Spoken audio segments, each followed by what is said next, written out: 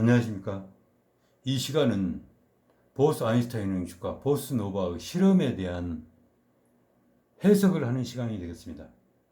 그렇기 때문에 매우 중요한 시간이 되겠습니다. 이 시간을 시작하기 전에 잠깐 양해 말씀드리겠습니다. 제가 쭉 올려드렸던 동영상들 중에 일부 단어의 사용이 부적절한 경우가 있습니다. 예컨대 9강에서는 핵융합을 핵분열이라고 했으며 12강에서는 핵반응을 핵융합이라고 하는 등 단어들을 사용해 부적절한 것이 몇 번 있었습니다. 그러나 핵심적 내용에는 지장을 주지 않으므로 문맥의 전후를 살펴서 이해하시면 무방하겠습니다. 이와 같이 단어의 사용을 부적절하게 사용하는 원인은 다음과 같습니다. 제가 동영상을 설명하면서 앞으로 설명할 내용을 머릿속으로 생각하면서 말을 하다 보니 머리와 입이 따로 노는 경우가 있습니다. 또 유튜브 시간이 쫓기기도 하고요. 나이가 드니 말도 어두워지고 순발력도 많이 떨어집니다. 그동안 적은 노력을 생각해서 너그러운 이해 부탁드립니다.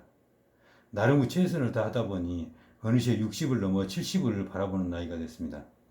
많은 양해 부탁드리겠습니다. 자, 이제 이 시간을 본격적으로 시작하겠습니다. 화면에 보이는 이 사진, 제일 왼쪽 사진이 바로 보스-아인슈타인 응축을 막 이룬 상태입니다. 그리고 이 붉은색 부분들은 온도가 더 높은 에너지 상태, 파란색 부분들은 온도가 가장 낮은 곳의 상태가 되겠습니다.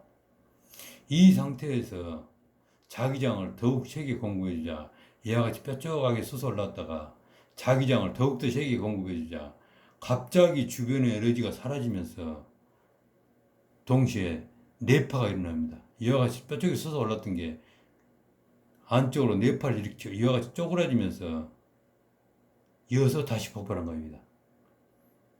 그래서 이렇게 주변 에너지가 사라지면서 뇌파했다가 다시 폭발하는 것을 보스노바라고 합니다. 보스는 인도 물리학자의 이름이며 노바는 초신성 슈퍼노바의 약자입니다. 그래서 이와 같이 뇌파했다가 다시 폭발한 것이 초신성을 닮았다고 해서 보스노바라고 명칭을 이루게 되었습니다. 근데 물리학자들은 이와 같이 왜 뇌파했다가 다시 폭발하는지 그 물리적 과정을 설명하지 않았습니다. 저는 그 부분을 더욱 해석하여 왜 자기장을 걸어주면 더욱 세게 걸어주면 왜 뇌파에 다시 폭발하는가 그 부분을 해석함으로써 흡수 엔진의 원리를 설명하는 그 시간이 바로 이 시간입니다. 흡수 엔진의 원리를 보스노바와 연계하여 설명하는 시간이 되겠습니다. 자, 먼저 흡수 엔진의 단면도를 살펴보죠. 자, 흡수 엔진의 냉양자들은 이와 같이 양자 가두무 상태에 있습니다. 즉 실린더, 피스톤, 그리고 흡수창 카보나드에 의해서 냉양자들은 양자 가두무 상태에 있죠. 그렇기 때문에 공간 양자 거품을 흡수 합성하면 이 비행체 전체가 끌려가는 것이죠. E는 MC 자승에서 C 자승, 광속 곱하기 광속의 힘과 속도이므로 어마무시하게 비행을 이룰 수가 있는 것이죠. 그렇지만 실험의 참가했던 물리학자들은 이와 같이 냉양자 가두무 상태가 아니라 이 컵과 같이 이쪽 부분이 개방된 상태입니다. 그렇기 때문에 공간 양자가 합성될 때 이들이 마치 폭발하는 것처럼 뛰쳐나가는 그러한 반응이 일어났습니다. 이 상태를 머리에 두고 앞으로 쭉 설명하는 내용을 들으시기 바랍니다. 그리고 이 흡수 엔진의 구성품과 그 구성품들의 역할에 대해서는 7강, 8강에서 자세히 설명드렸습니다. A번 레이저 조사장치, 이 부분이 가장 어렵죠. 레이저 조사장치를 잠깐 살피고 가죠. 자, 이게 챔버라는 기구 레이저 조사장치입니다. 챔버는 방이라는 뜻입니다. 방같이 생겼죠. 이 조사장치로 레이저를 쏘아주면서 냉양자들을 만드는 거죠. 그래서 이 냉양자가 만들어지더라도 냉양자는 온도에 극히 민감해서 온도가 조금만 올라가면 다시 원자 상태로 복귀되어 버립니다. 저에게 냉양자를 오래 지속시킬 수 있는 아이디어가 있는데 시간이 짧으므로 다음 기회에 설명을 드리도록 하겠습니다. 이와 같이 냉양자를 어떻게 이루는가에 대해서는 11강에서 자세히 설명드렸죠. 성경에서 냉양자를 이루는 상태가 그 모습이 그대로 기록되어 있었다라고 쭉 설명드리면서 말씀드렸죠. 11강을 참조하시기 바랍니다. 그리고 이 사이트에서 더 자세한 내용을 원하시는 분들은 네이버 검색어 제5의 물질 상태 보스 아인슈타인 응축 물리학 백과를 검색하시면 참고할 수 있습니다. 자, 보스 아인슈타인 응축으로 넘어가 보죠. 자, 이 사이트는 네이버 검색어 보스 아인슈타인 응축 물리학 백과에 나와 있는 내용이 되겠습니다. 왼쪽 분이 인도 출신 물리학자 보스, 오른쪽이 아인슈타인이죠. 1924년에 보스는 왕립 학회 출판사에 논문을 제출했죠. 그렇지만 그 출판사에서는 보스 논문을 게재해주지 않았습니다. 거절한 거죠. 뭐 이런 말도 안 되는 거 가지고 와서 논문이라고 제시를 하고 있냐 그러면서 거절한 거죠. 자신들이 이해할 수 없는 경우가 들어있는 거죠. 우리는 모두 자신들의 지식이나 또 사고 체계, 경험에 의해서 주관적으로 판단할 수밖에 없는 것입니다. 너나 없이 모두 마찬가지죠. 그래서 우리는 늘 동굴 속에 갇혀 있는지도 모릅니다. 동굴 속에 갇혀서 동굴의 벽만을 보고 이게 우주 전체인 줄 착각하는 거죠. 이를 동굴 우상이라고 그러죠. 우리는 모두 동굴 우상을 가지고 있는 것입니다. 그런데 현인 아인슈타인은 이 논문을 보고 한눈에 그 가치를 알아본 거죠. 그래서 그 논문이 왕립학회 출판사에 게재되도록 도와주고 또 자신이 더욱 일반화하여 세상에 널리 알렸습니다. 그래서 이를 보스 아인슈타인 응축이라고 합니다. 처음에 보스가 논문을 냈기 때문에 그냥 보스 응축이라고도 합니다. 1924년에 이와 같은 일이 있는지로 70년이 흐른 뒤에 1995년에 이 세 분의 물리학자에 의해서 그 이론이 실험을 이루게 되었습니다. 그래서 이분들은 노벨 물리학상을 수상합니다. 제일 왼쪽이 코넬, 캐틀리, 유머이 되겠습니다. 무려 70년 만의 일이죠. 대단하죠. 자, 이와 같은 물리학자들이 이룬 결과물이 바로 이 화면이 되겠습니다. 처음에 봤던 화면이죠. 1995년에 이 실험이 성공한 뒤에 22년이 더 흘러서 2017년 4월에 저는 UFO 구동원리라는 책을 출간했습니다. 바로 이 보스노와 원리가 UFO 구동 원리가 된다는 것을 내용으로 하는 책이 되겠습니다. 현재 2020년 5월 27일이니까 4년이 더 지나면 보수 논문이 세상에 제시된 지 꼭 100년이 되겠습니다. 저는 이 100년이 다 가기 전에 반드시 제가 제시했던 UFO 구동 원리, 흡수 엔진의 작동 원리가 세상에 널리 알려져서 이 지구 문명 더욱 밝혀지기를 간절히 소망합니다. 자, 이제 이 보스 아인슈타인 응축과 보스 노바에 대해서 본격적으로 설명을 시작합니다. 이와 같이 온도가 붉은 부분은 온도가 더 높고 붉은색은 온도가 가장 차가운 파란색 부분들, 이 상태에서 자기장을 더욱 세게 공급해주자 저런 뼈쪽이 솟았다가 더욱 자기장의 세기를 공급해주자 주변 에너지가 깔끔히 갑자기 사라져서 냉양자를 합성당하면서 동시에 이 응축물도 내파여 쪼그라졌다가 다시 폭발한 겁니다. 보스노바죠. 그래서 보스노바 그림을 더욱 자세하게 그리겠습니다. 이 그림 하나, 이 그림 하나, 또 내파에서 쪼그라진 그림 하나, 다시 폭발하는 그 그림 하나에 4개의 그림을 그려서 이를 자세히 구분하여 단계별로 설명을 드리도록 하겠습니다. 즉 물리학자들이 그 해석을 하지 않았던 부분을 여러분들에게 제가 지금 제시해서 그 물리적 과정들에 의해서 보스가 일어난 것이며 보스노바가 일어난 것이며 곧 흡수 엔진이 작동되게 된다는 것을 설명하고 증명하는 시간이 되겠습니다. 자, 제일 왼쪽 부분이 바로 보스 아인슈타인 컨덴세이트 상태죠. 냉양자 응축으로 막 이런 상태입니다. 이 상태의 물질은 냉응축물은 인력이 있지만 동시에 청력도 있습니다. 하드런들은 즉 핵들은 양전환을 띠죠.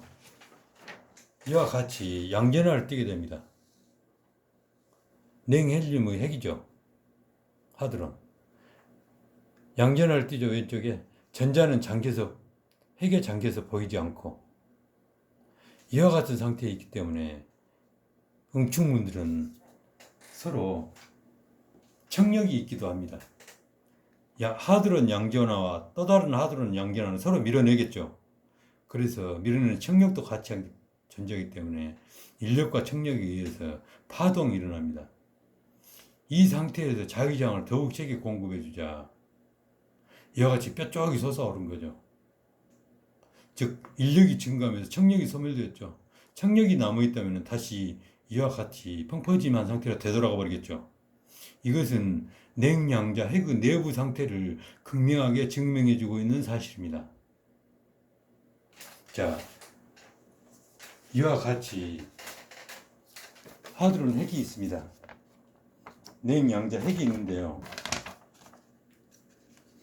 이와 같이 하드론 핵들은 지금 격렬한 자기장에 의해서 극심하게 쿼크가 진동을 당하고 있죠.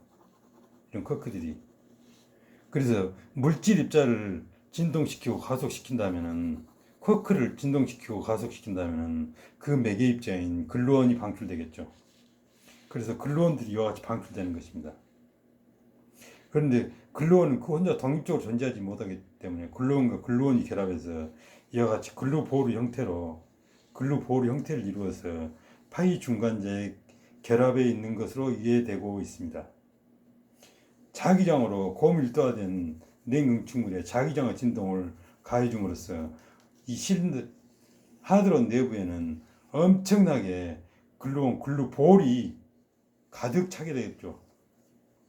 그래서 이와 같이 교환 대칭이 깨진 상태입니다.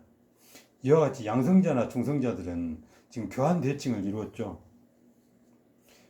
글루온이 1초에 1조 곱하기 100억 번을 뛰어다니면서 힘을 교환해 줍니다. 그렇기 때문에 이 물질입자 쿼크들이 속박을 당하고 있는 것이죠. 교환 대칭을 이루면서 있는 상태이죠. 그래서 조화 상태, 균형 상태, 힘의 균형 상태를 이룬 것이죠. 그렇지만 이와 같이 글루온과 글루온이 결합한 글루볼은 그 교환 대칭을 이루지 못하고 있죠. 물질 입자와 파편이 없기 때문에. 물질 입자가 결핍된 상태이기 때문에 자신들은 이와 같이 글루볼 형태로 존재하기 때문에 그 대칭성, 조화 진동자로서 조화 상태가 깨진 것이죠. 힘의 불균형 상태가 일어난 거죠. 이 실린더, 핵 내부에요. 힘의 불균형 상태가 일어나서 그 대칭성이 깨졌다라고 표현할 수 있습니다. 이와 같이 이 냉양자 알갱이들은 각각 핵이죠. 그래서 닫힌 힘이죠. 속박하는 상태죠. 핵력은 속박하는 힘이니까 속박하는 그 닫힌 힘의 힘의 불균형 상태, 대칭 조화 상태가 깨지면 반드시 회전이 일어난다고 그랬죠. 구강에서 쭉 설명드렸습니다. 태풍의 예를 들어서 비교하면서 쭉 설명을 드렸습니다. 그러면서 닫힌 힘에 그 힘의 불균형이 일어나면 반드시 회전이 일어난다라는 걸 설명드리고 그 대칭성이 깨지면 반드시 자연은 그 대칭성, 조화, 균형, 안정 상태를 반드시 찾아간다라고 설명을 드렸었습니다. 구강의 내용이 보잘것없고 너무너무 단순하고 일상적인 내용이고 그래서 가치없이 들으시면 안 됩니다. 굉장히 중요합니다. 이해를 쉽게 하시라고 쉬운 내용을 설명드린 거예요. 가장 큰 진리는 가장 단순합니다. 인문학이 되었든 자연 철학이 됐든 항상 같습니다.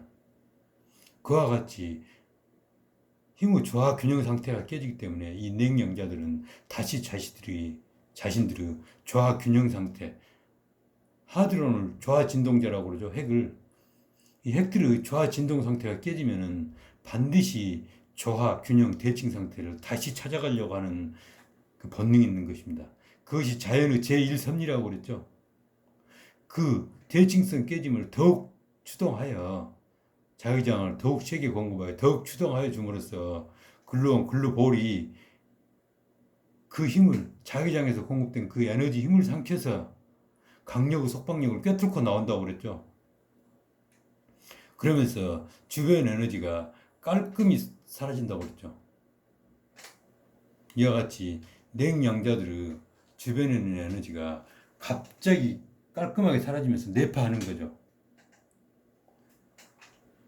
좀 전에 설명드렸던 바로 그 그림이 되겠습니다. 그 사진이 되겠습니다. 자, 이 주변의 에너지들이 갑자기 사라지면서 매개입자, 강력의 매개입자, 글루볼이 튀어나와서 강력의 힘으로 빨아들이니까 순식간에 갑자기 사라지는 거죠. 매우 중요한 내용이 되겠습니다. 그러면서 자신들도 더욱 내파하겠죠. 깔끔해지니까.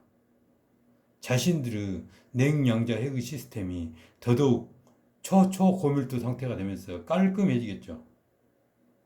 그와 같은 상태가 바로 내파의 상태가 되겠습니다. 이와 같이 내파의 상태가 이렇게 내파가 일어나면서 깨끗해진 0K에 이른 즉 마이너스 273.15도씨에 이른 그 상태가 바로 피크노 누클리얼리입니다. 피크노 누클리얼리. 피크노 0K에서 뉴 클리얼리 새롭게 깨끗해진 0K가 되면서 즉 마이너스 273.15도씨가 되면서 새롭게 더욱더 깨끗해진 상태에서는 자체의 영적 운동만으로도 핵반응이 일어난다. 그것이 피크노 누클리얼 리액션입니다. 다다음 시간인 16강에서 1시간 동안 이 내용을 설명을 합니다. 영적 운동이란 양자는 0K가 되어도 항상 진동을 합니다. 절대 멈추지 않습니다. 그걸 0점이라고 운동이라고 하는데요. 0K가 되면 영적 운동 그 자체의 운동만으로도 핵반응이 일어나는 것이죠. 그래서 공간 양자 거품을 이와 같이 흡수 합성하는 것이죠. 그런데 하물며 자기장의 격렬한 진동을 걸어주는데 이와 같은 핵반응이 일어나지 않는다는 것은 있을 수 없는 일이죠. 반드시 그 핵반응이 일어날 수밖에 없습니다. 그래서 주변의 에너지가 물질 입자와 파편들이 모두 흡수 합성되니까 이제 더 멀리 있는 공간 양자 거품들을 흡수 합성하겠죠. 그러면서 자신들의 입자들도 연쇄적으로 반응하니까 튀어나가는 거죠. 끌려오고 끌려나가는 것이죠. 공간 양자 거품들은 끌려오고 자신들은 그 상대 운동이 일어나기 때문에 작용 반작용에 의해서 연쇄적으로 끌려나니까 마치 겉보기에는 폭발처럼 보인 거죠. 물리학자들은 이 부분을 그냥 다시 폭발했다라고 끝나버렸죠. 해석이 없었죠. 그래서 저는 이 부분을 지금 자세히 그 물리적 과정들을 해석해서 설명드리고 있는 것입니다. 이것은 매우 중요한 내용입니다.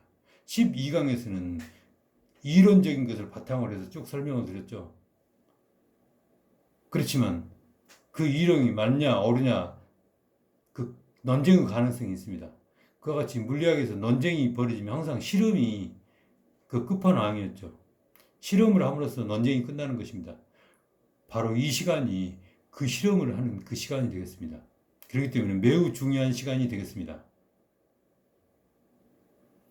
이와 같이 흡수 엔진에서는 이 냉양자들이 가둠을 당한 상태죠. 그렇기 때문에 병체 전체가 끌려 나가겠죠.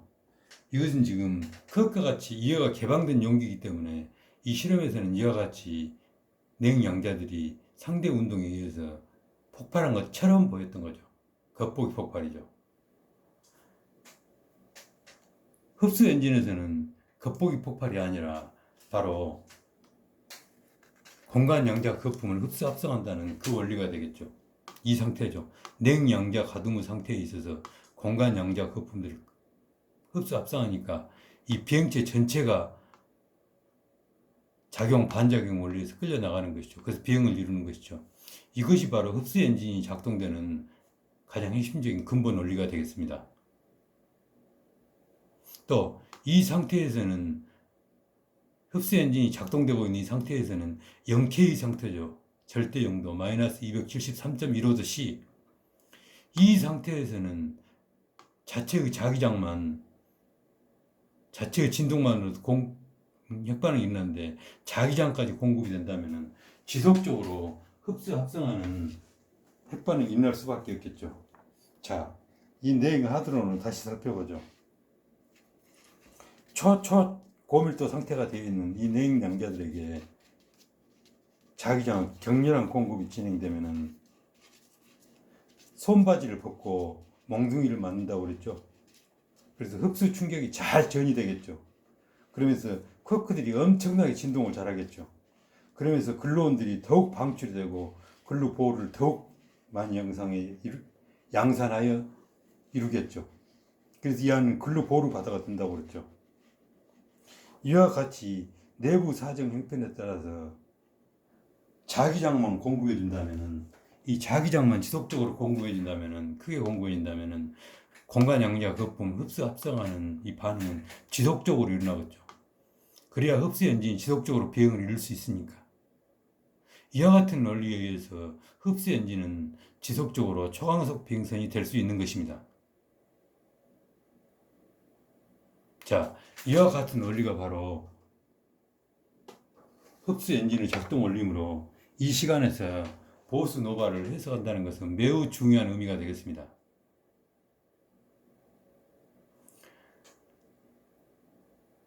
물리학자들은 여기서 다시 폭발이라고 그랬죠.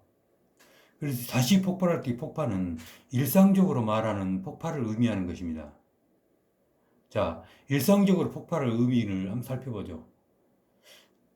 여기서 일상적인 폭발이 일어나려면 두 가지 경우가 있겠습니다.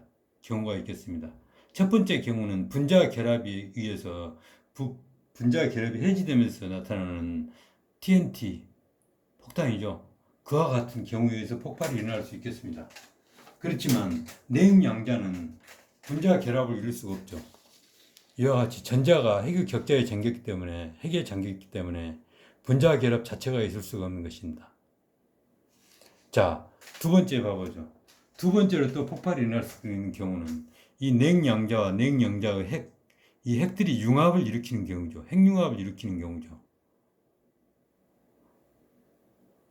핵폭탄에서는 핵융합이 일어나지만 여기서는 절대 거의 불가능하죠. 핵폭탄에서 핵융합이 일어나는 경우는 바로 이와 같은 경우죠. 기폭장치에서 엄청나게 이 핵의 내부 진동을, 운동 에너지를 공급해 줌으로써 이 집들이 핵 조화 시스템이 붕괴되는 거죠. 그러면서 이후다는 핵과 핵융합이 일어나는 거죠. 이 핵들이 말을 하기를, 안 되겠어, 이러다 우리 집 다 부서지고 망가지게 생겼어. 우리 이후다는 핵끼리 서로 힘을 합치자고. 그러면서 핵과 핵들이 서로 힘을 합쳐서 뭉치는 거죠, 더욱. 그러면서 속박력이 더욱 커지는 것이죠. 그게 바로 태양에서 일어나는 핵융합이 되겠습니다. 수소가 다 소진되면 다음에는 헬륨이 핵융합을 일으키겠죠. 그래서 태양의 고온 고압의 상태가 더욱 심해질수록 이들은 핵을 더욱 키워가면서 철을 향해서 핵융합을 일으켜 나아가는 것이 됩니다. 그렇지만 이 상태에서는 그 반대죠. 극냉의 상태죠. 열이나 운동 에너지를 공급해 주는 게 전혀 없죠. 오히려 그 절대적으로 그 반대의 힘이죠. 그렇기 때문에 이 냉양자들은 그 대칭성이 깨져 있다고 그랬죠. 그렇기 때문에 모두 한 방향을 바라보면서 닫힌 힘의 대칭성이 깨지니 해질할 수밖에 없는 거죠. 그래서 한 방향을 바라보면서 마찰저항이 0인 상태로 회전하고 있는 것이죠. 물질 입자와 에너지가 절대적으로 부족하기 때문에 그와 같은 현상이 벌어진 것입니다. 그래서 냉양자가 이웃하는 냉양자에게 말을 하기를 나에게 물질 입자와 에너지를 좀 줘. 너무 부족해. 그러니까 상대방 냉양자가 대답하기를 나도 형편이 너가 똑같다. 너가 오히려 나에게 물질 입자와 에너지를 나에게 다오. 이와 같은 상태에 있는 것이기 때문에 여기서 핵융합은 절대 일어날 수가 없습니다. 그래서 일상적으로 말하는 다시 폭발해서 폭발이 이 냉양자에서는 절대 일어날 수가 없다 이 말이 되겠습니다. 즉 분자 결합에 의해서 다시 폭발이 일어날 수 없는 것이며 이 핵과 핵들이 융합하는 결과에 의해서 다시 폭발이 일어날 수도 없는 것입니다. 여기서 냉양자들이 핵반응을 볼 수 있는 유일한 방법은 구강에서 쭉 설명드렸다시피 강력의 대칭성 깨짐을 복구하려는 자연의 제1섭리에 의해서 그 자연의 본성을 자기장으로 더욱 추동해 줌으로써 이와 같은 현상이 나타나서 공간 양자 거품을 합성하는 경우이죠. 자연이 대칭성을 찾아가려고 하는 그 기본적인 속성, 자연의 본성에 의해서 나타나는 현상이 되겠습니다. 여기서 만약에 냉양자와 냉양자들이 핵융합을 일으킨다면 그게 뭐죠? 핵폭탄이 되고 마는 거죠. 냉양자의 자기장을 더욱 세게 공급하여 핵폭탄을 만든다. 그러면 속아 웃을 일이 됩니다. 그런 일은 절대 일어나지 않습니다. 그렇기 때문에 이와 같이 자신의 대칭성을 복구하려는 그 자연의 본성을 더욱 추동시켜주는 원리가 바로 흡수 엔진의 원리가 되겠습니다. 이 내용이 매우 중요합니다. 12강은 이론에 근거한 쭉 설명드렸던 내용이고요. 이 14강은 그 이론에 근거한 내용을 실질적으로 실험을 해서 이룬 그 결과물과 정확히 일치하므로 이번 시간의 해석이 매우 중요한 것입니다. 자, 이와 같은 결과에 의해서 흡수 엔진은 작동되게 되는 것이죠. 12강과 이 시간을 잘 비교해서 설명하여 들으시기 바랍니다. 자, 기왕 살펴본 것이니까 핵폭탄에서 폭발하는 핵폭탄의 원리와 흡수는 엔진의 원리를 서로 비교해서 설명해보는 그 시간을 갖겠습니다. 그래야만이 이 흡수 엔진의 원리가 작동되는 그 내용을 더욱 자세하게 우리가 쉽게 근원적으로 이해할 수 있기 때문에 살펴보는 것입니다. 자, 여기에서는 지금 핵폭탄의 원리죠. 핵폭탄에서 핵융합이나 핵분열을 의미하는 내용이 되겠고요. 이쪽에서는 흡수 엔진에서 핵반응이 어떻게 일어나는가, 그 합성 반응이 어떻게 일어나는 걸 살펴보는 것입니다. 먼저 합성의 대상을 봐보죠. 합성의 대상. 합성의 대상은 핵폭탄에서는 핵과 핵 간의 합성이죠. 핵과 핵 간의 핵융합. 또 흡수 엔진에서는 전자가 잠긴 상태에 있는 양자와 양자 간의 합성이 되겠습니다. 즉 초유체 상태의 냉양자와 우주 공간 양자의 직접적인 합성이 되겠습니다. 그 합성의 대상이 전혀 다르죠. 자, 합성의 조건을 살펴보죠. 합성의 조건은 핵 분열 시에는 불안정한 원소를 선택해야죠. 즉 우라늄 핵폭탄이 되겠습니다. 핵융합 시에는 수소폭탄이죠. 수소폭탄에 의해서 열 운동 에너지를 더욱 가해줌으로써 이웃하는 핵과 핵끼리 핵 합성이 일어나는 것이죠. 그렇지만 흡수 엔진에서는 그게 아니죠. 전술한 1, 2, 3, 1 냉양자 상태를 먼저 이루고 이 자기장을 더욱 크고 세게 공급하여 냉양자 가동의 상태에 있는 강력의 대칭성 깨짐을 더욱 자극하여 추동하여 대칭성을 복구하려고 하는 자율 번성을 더욱 추동하여 공간 양자 거품을 흡수 합성하게 하는 것이죠. 자, 이어서 합성 방법을 살펴보죠. 합성 방법. 핵폭탄에서는 열 운동 에너지로 강력의 큰 속박력을 상쇄시켜 에너지 장벽을 극복하여 깨뚫고 나아가서 핵 융합을 하거나 핵 분열을 하는 것이죠. 자, 그렇지만 흡수 엔진에서는 그게 아니죠. 냉양자 상태에 자기장을 더욱 세게 공급하고 강력의 대칭성 깨짐을 복구하려고 하는 그 본능, 그 하드론 대기의 본능을 더욱 추동하여 자연의 본성을 더욱 추동하여, 그래서 구강이 중요한 것입니다. 구강에서는 그 자연의 본성을 여러 가지 예를 들어서 쭉 설명을 드렸죠. 아주 쉬운 내용 같지만은 굉장한 중요한 의미를 가지고 있는 것입니다. 자기장의 격렬한 진동으로 매개입자 글로벌의 역동성을 우주 공간으로 터널링 시켜서 에너지 장벽을 깨뚫고 나아가서 극복하여 공간 양자 거품을 끌어와서 합성하는 것이죠. 자, 힘의 활용 방향을 보죠. 핵폭탄에서는 힘의 활용 방향이 MC 자승이 에너지로 변환되면서, 즉 물질이 에너지로 변환되면서 강력이 단절된 거죠. 강력이 단절되면서 단절된 그 물질들이 에너지로 변환되어 방출되면서 죽은 강력의 방향인 거죠. 즉 강력의 속박력이 단절되면서 떨어져 나온 에너지가 바로 핵폭탄 원리가 되겠습니다. 그렇기 때문에 죽은 강력의 방향이 되겠습니다. 하지만 흡수 엔진에서는 공간 양자 에너지를 광속 곱하기 광속의 힘과 속도로 끌어와서 실린더 내부에, 하드론 내부의 질량을 증가시키는 원리죠.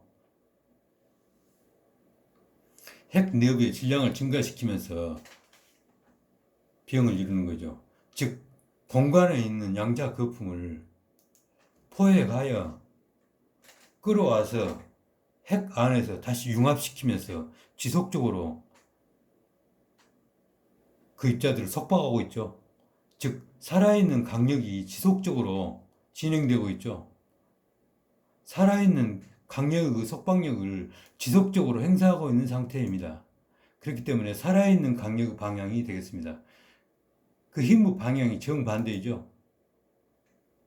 또 다음 활용 방향을 살펴보죠. 죽은 강력을 활용하는 것이 바로 핵폭탄이죠. 그래서 일시적이고 재난적이죠. 또 그 제어 장치 등을 추가해서 에너지가 천천히 떨어져 나오게 해서 그 에너지를 활용하는 게 핵 발전이 되겠고요. 흡수 엔진에서는 그와 반대죠. 엮여 살아있는 강력 자체를 활용하죠. 강력 자체가 터널에서 공간 양자 거품을 끌어오니까 여전히 강력이 살아있기 때문에, 그래서 결과적으로 비행체 엔진에 쓸 수가 있는 것이며, 또 발전을 일으켜 에너지를 쓸 수가 있는 것이죠. 자, 발전을 일으키는 방법을 살펴보죠. 거대한 프로펠러형 구조물 끝에 흡수 엔진을 부착 가동하면 프로펠러가 회전을 하겠죠. 그러면 회전축도 따라서 회전을 하겠죠. 그 회전축에 기어장치들을 통하여 발전을 얼마든지 일으킬 수가 있겠죠. 우주에서 공간 양자 거품은 끝도 없이 공급되므로 에너지 자원이 고갈될 일도 없습니다. 그리고 환경이나 온난화의 문제를 역시 해결할 수 있는 것이죠. 우주 자원을 가져올 수 있으며 우주 관광 등도 이룰 수가 있겠습니다. 이와 같이 흡수 엔진은 그 용도가 아주 다양하면서도 공해나 환경 장애를 일으키지 않는 아주 좋은 상태의 흡수 엔진이, 유용한 흡수 엔진이 되겠습니다. 이와 같이 흡수 엔진은 바로 내파하면서 주변 에너지가 깔끔히 사라지고 쪼그라들었다가 다시 폭발하는, 다시 폭발하는 것처럼 보이는 이 공간 양자 거품을 흡수 합성하여 대칭성이 깨진 냉양자 핵들이 자신의 대칭성을 복구하려고 하는 그 힘을 이용하는 것이죠. 그 대칭성 복구를 향하는 자연의 본성을 더욱 주동시켜줌으로써 우리가 흡수 엔진을 이룰 수 있는 것입니다. 이상으로 이 시간 마치겠습니다. 감사합니다.